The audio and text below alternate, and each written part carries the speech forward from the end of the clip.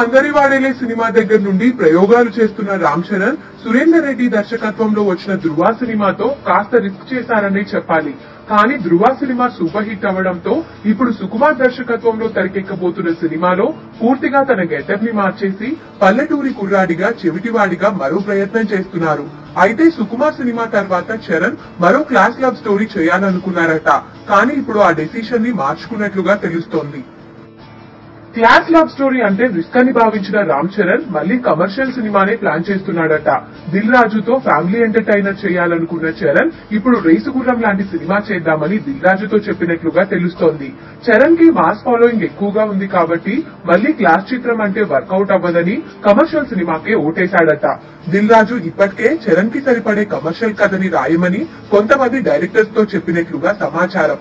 అయితే Sukumar cinema result ని బట్టి చరణ్ ఆల్రౌండర్ గా ఇటు క్లాస్ సినిమాలని అటు మాస్ సినిమాలని చేయాలని ప్లాన్ చేసుకోనున్నాడట.